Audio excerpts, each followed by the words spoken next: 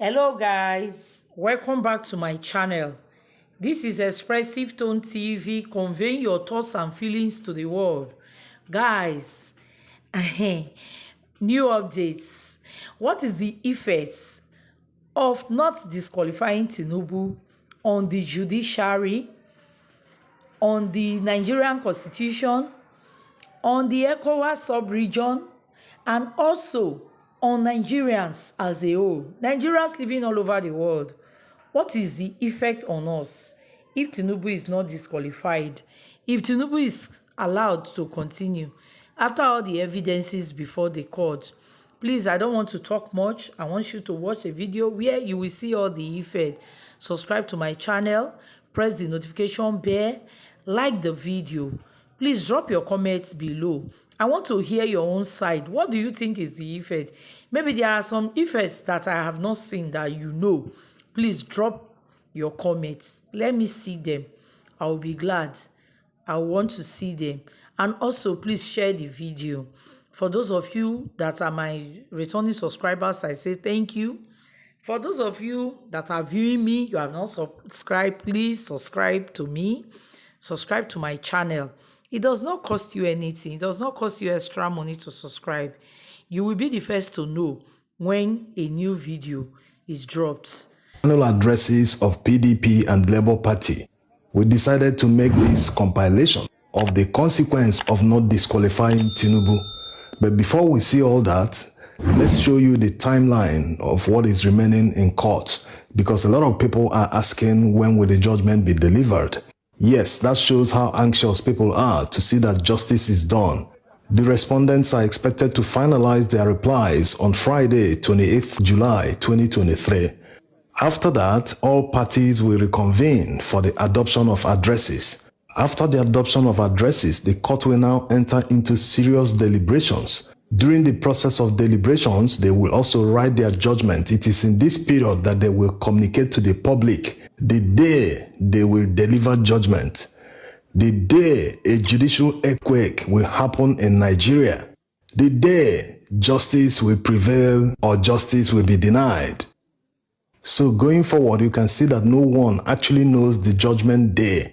That's for the honorable judges to decide. And during the period of deliberation and writing their judgment, they will still give themselves enough time to make sure that the right thing is done. Remember what the presiding judge said during the pre-hearing, that they will look at all matters based on their merit, not based on technicality. And if you look at the final addresses of the respondents, you will see that they are all hoping that this matter is dismissed or treated based on technicality. Imagine APC in their final address urging the Presidential Election Petition Tribunal judges to throw away all the INEC CTCs that Labour Party submitted, simply because the person that certified them at INEC office didn't put his signature one by one on each document. That the section of the Evidence Act they cited forbids using of engraved signature, as in a stamp, to stamp on certified copies of documents. So what they are trying to say is that all the INEC certified true copies were not correctly certified, so therefore the court should not admit them in evidence. This leads to one question. Are the contents of these documents correct? Did APC, INEC, and other respondents make any attempt to counter the documents with superior documents without tendering a single result sheet in evidence and without calling a single witness? APC wants the court to disregard the INEC CTCs submitted by Labour Party just because the INEC official that certified them did not sit down to sign all the documents one by one. Thousands of documents that they delivered to Labour Party. APC expects an official to sit down and sign them one by one. Well, this is not too surprising, because when they were shouting all those objection in court, we all knew that they would be hunting and fishing for technicalities.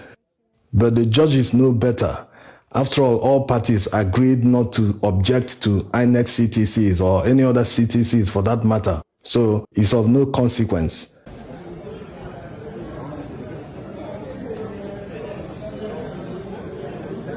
Now, let's see the consequence and the precedents that the judges will set if they fail to disqualify Tinubu on all these grounds. Yes, Tinubu is facing disqualification on many grounds. Let's start with certificate forgery.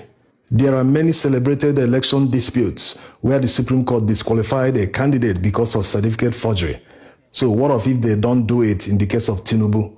What will happen going forward? Because the Supreme Court is not just the final court in Nigeria, their decisions also formulate our policy. Yes, whether it's election matter, banking, security, you name it, whatever decision they take will always affect our policy going forward. So if they fail to disqualify Tinubu, how will it affect future candidates going forward? Or even the ones they have disqualified in the past, they will have a right to appeal to the Supreme Court again so that they can revisit the judgment. What it means is that any contestant for an elective position will just wake up, get online, log into paying interest, and download any university certificate of his choice for any university he wants. Just fill in the name, the date, the signatures are already there, then any degree he likes. Just fill everything, download it, print it, and add in your INEC form and submit. No one can question you going forward.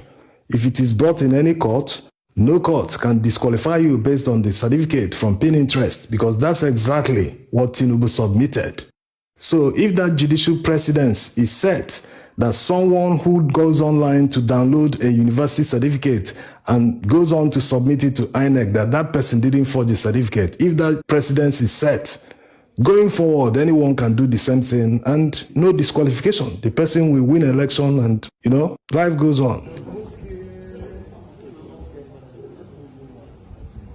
The next disqualification ground for Tinubu is the one that the Allied People's Movement are fighting for. The invalid candidacy of Tinubu himself, not Shettima. People keep confusing the two. They are not the same. They are not saying that Shettima was wrongfully nominated or that he should pass a primary election. There's no primary election for a vice presidential candidate. The matter is not about Shettima at all.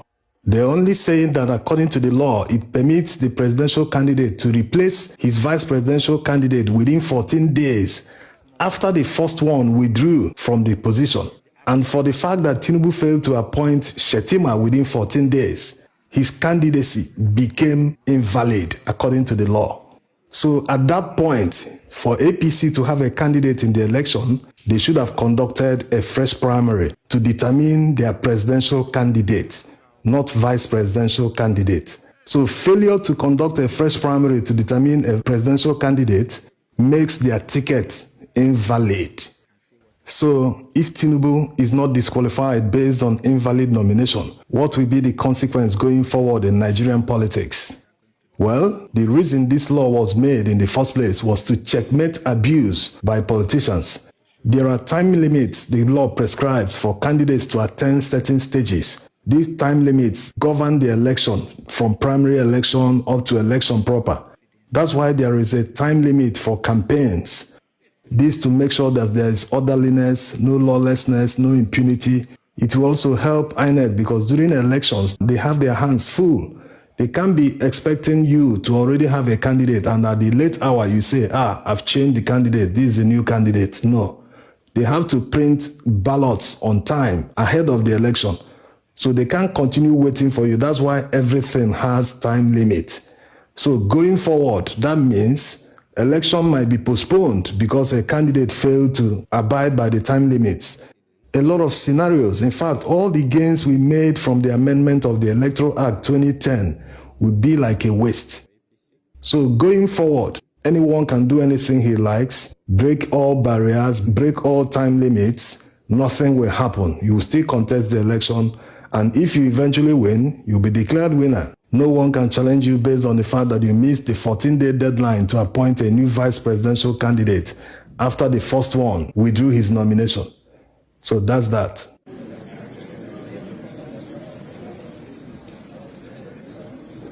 The next one that will have serious consequences going forward if they fail to disqualify Tinubu is the issue of dual nationality.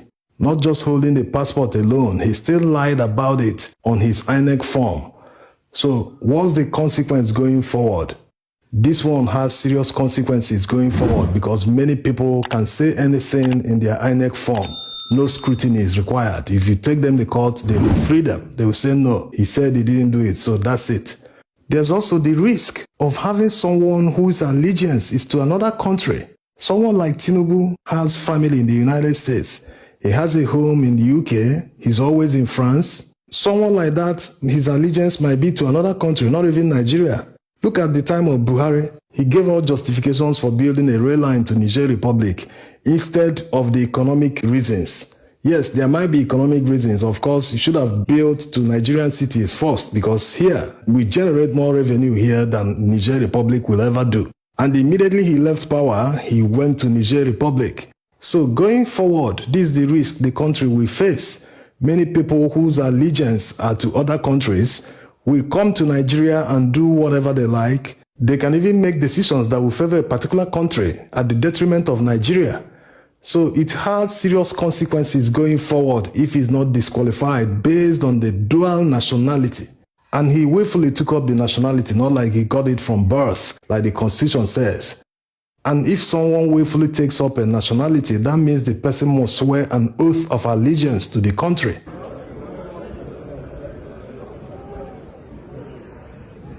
The next one is the most dreaded. If they fail to disqualify him based on the proceeds of narcotics to the tune of $460,000 which the US government took from his account. If they fail to disqualify him based on this, that means anyone with a criminal past, whether he has gone to prison or not, will be able to aspire and become the president of Nigeria going forward. No matter the kind of crime, whether it's narcotics related, whether it's 419, anything at all. And before you say he wasn't convicted, he doesn't need to be. So the consequences can only be imagined. And there's one saying that leaders inspire. So imagine the kind of leaders with this kind of past. Imagine the kind of inspiration that they will give to Nigerian youths going forward. Also, that kind of business might start thriving in Nigeria, and the police and other security agencies won't do anything about it because they take order from the man at the top.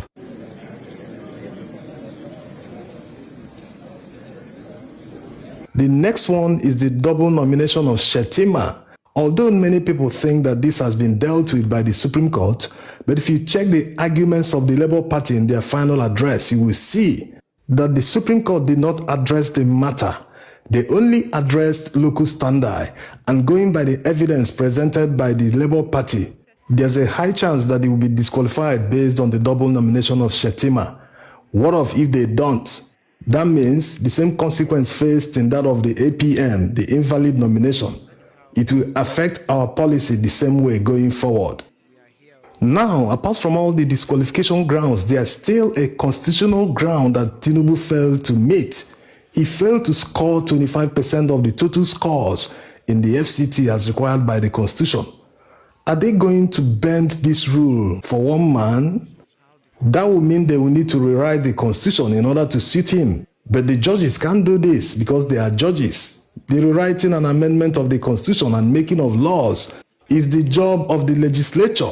So what if they invent anything, any technicality, any abracadabra to exonerate him and say 25% is not required? What will happen going forward in Nigeria? This will lead to ridicule of not just the judges that pass the judgment, but the entire judiciary. It will mean that they have surrendered their power to the executive branch. Right now, they are supposed to be clawing back their powers and asserting their authority because most of their orders are not obeyed by the executive branch. In fact, most orders that they give are subjected to administrative review by the executive branch, which is not supposed to be. So the ball is in their court to reassert their authority. When judges make orders, it should be obeyed without buts and ifs. Look at what happened in Lagos between the DSS and the prison officials. It was a blatant disrespect of the court and its orders. So the ball is in their court. If they decide to give power to people who are lawless, at the end of the day, none of their orders will be obeyed and will just be sliding into dictatorship.